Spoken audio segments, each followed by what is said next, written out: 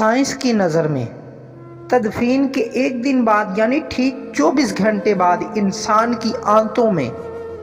ایسے کیڑوں کا گروہ سرگرم ہو جاتا ہے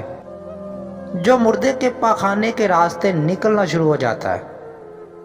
ساتھ ناقابل برداشت بدبو پھیلنا شروع ہو جاتی ہے، جو کہ دراصل اپنے ہم پیشہ کیڑوں کو دعوت دیتے ہیں۔ یہ اعلان ہوتے ہی بچھو اور تمام کیڑے مکوڑے انسان کے جسم کی طرف حرکت کرنا شروع کر دیتے ہیں اور انسان کا گوشت کھانا شروع کر دیتے ہیں۔ تدفین کے 3 دن بعد سب سے پہلے ناک کی حالت تبدیل ہونا شروع ہو جاتی ہے، 6 دن بعد ناخن گرنا شروع ہو جاتے ہیں، 9 دن بعد بال گرنا شروع ہو جاتے ہیں،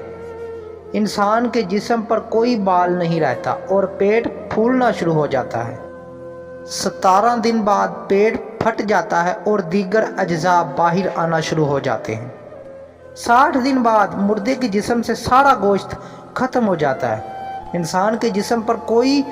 بوٹی کا ایک ٹکڑا باقی نہیں رہتا، اور 90 دن بعد ہڈیاں ایک دوسرے سے جدا ہونا شروع ہو جاتی ہیں،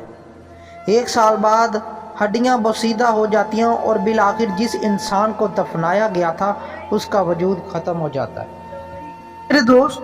دوستو، غرور، تکبر، حرص، لالچ، گھمنڈ، دشمنی، حسد، بغض، جلن، عزت، وقار، نام، عہدہ، بادشاہی، یہ سب کہاں جاتا ہے؟ سب کچھ خاک میں مل جاتا ہے۔ انسان کی حیثیت ہی کیا ہے؟ مٹی سے بنا، مٹی میں دفن ہو کر مٹی میں ہی ہو جاتا ہے مٹی۔ 5 یا 6 فٹ کا انسان قبر میں جا کر بے نام و نشان ہو جاتا ہے۔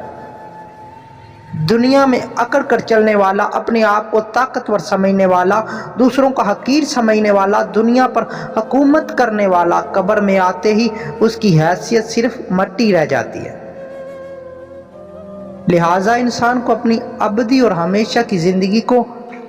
خوبصورت اور پرسکون بنانے کے لیے ہر لمحہ فکر کرنی چاہیے،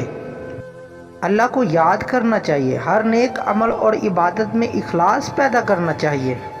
اور خاتمہ بالخیر کی دعا کرنی چاہیے۔ اللہ تعالیٰ مجھے اور آپ سب کو عمل کی توفیق عطا فرمائے، آمین ثم آمین۔